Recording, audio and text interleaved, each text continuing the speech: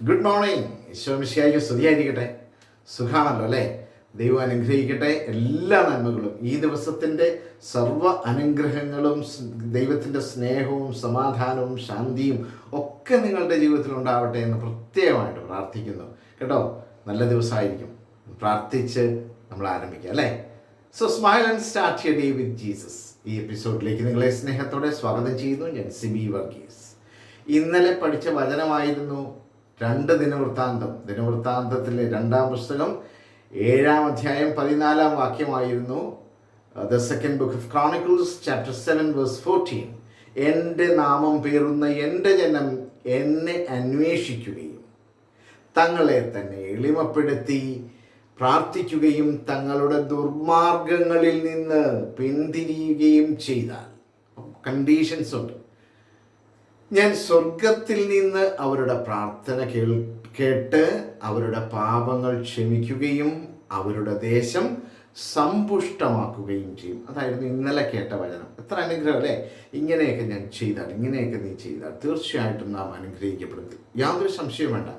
ഇന്ന് നാം കേൾക്കുന്നത് മറ്റൊരു വചനമാണ്. യേശയ്യാ പ്രവാചകന്റെ പുസ്തകം 48-ാം അധ്യായം അതിൻ്റെ 18-ാം വാക്യമാണ്. 18-ാമത്തെ വചനം. യേശയ്യാ പ്രവാചകൻ, the book of the prophet Isaiah chapter 48 verse 18. അത് പറയുന്ന ഇതാണ്: നീ എൻ്റെ കൽപ്പനകൾ അനുസരിച്ചിരുന്നെങ്കിൽ. കർത്താവിൻ്റെ ഒരു ആഗ്രഹം നമ്മുടെ മുമ്പിലോട്ട് എടുത്തു വയ്ക്കുകയാണ്. അതൊരു കുഞ്ഞു പരാതിയായിട്ടും കൂട്ടിക്കൂ.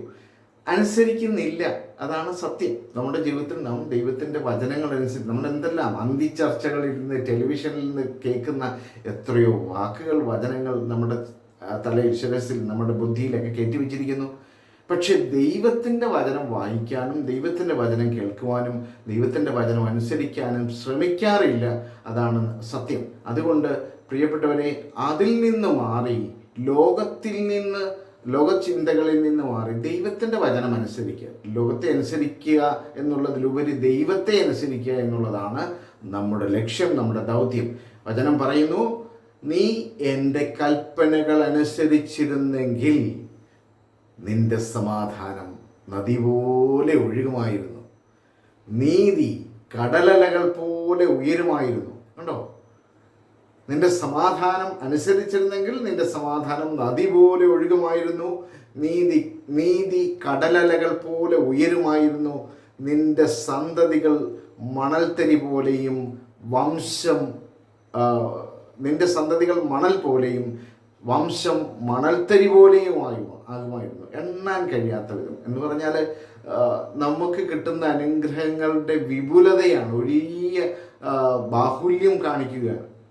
അപ്പോൾ അനുഗ്രഹം വേണമെങ്കിൽ തീർച്ചയായിട്ടും കർത്താവിൻ്റെ കൽപ്പനകൾ അനുസരിക്കുക എന്നുള്ളതാണ്. കണ്ടല്ലേ? വചനം ഇംഗ്ലീഷിൽ ഇങ്ങനെയാണ് പറയുന്നത്: oh that you had paid attention to my commandments, then your prosperity would have been like a river and your success like the waves of the sea. Your offspring would have been like the sand and your descendants like its grains. Their name would never be cut off or destroyed from before me. കണ്ടോ?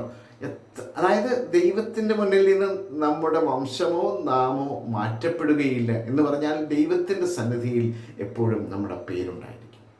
ദൈവത്തിൻ്റെ സന്നിധിയിൽ നമ്മെ ദൈവം കാണുന്നവരായി മാറും. കണ്ടോ? അപ്പോൾ എത്ര സുന്ദരമാണ്. അപ്പം നീ എൻ്റെ കൽപ്പനകൾ അനുസരിക്കും മകനെ, മകളെ. ഇതാണ് ദൈവത്തിൻ്റെ ആഹ്വാനം, ദൈവത്തിൻ്റെ ഒരു സ്നേഹത്തോടുകൂടിയുള്ള വാക്ക്. ആ വാക്കനുസരിച്ച് നിൻ്റെ പാപങ്ങളിൽ നിന്ന്, നമ്മുടെ എല്ലാവരുടെയും, എൻ്റെയും നിങ്ങളുടെയും പാപ ജീവിതത്തിൽ നിന്ന്, പാപ സാഹചര്യങ്ങളിൽ നിന്ന് മാറി ദൈവസ്നേഹത്തിൽ വളരുക. ഇതാണ് ദൈവം ആഗ്രഹിക്കുന്നത്. ദൈവം അനുഗ്രഹിക്കട്ടെ. ഇങ്ങനെ ഒരു ജീവിതം ഇന്നത്തെ ഒരു ദിവസം ഒന്ന് ആഗ്രഹിച്ച്, ഇന്ന് ഞാൻ രാവിലെ ഉണർന്നെഴുന്നേൽക്കുന്ന നിമിഷം മുതൽ ഞാൻ കടന്നുറങ്ങുന്ന നിമിഷം വരെ ദൈവത്തോട് ചേർന്ന് നിൽക്കും എന്നൊരു തീരുമാനം, പ്രതിജ്ഞ എന്നല്ല, തീരുമാനമെടുത്തേ ദൈവം അനുഗ്രഹിക്കും കേട്ടോ. ആമേൻ.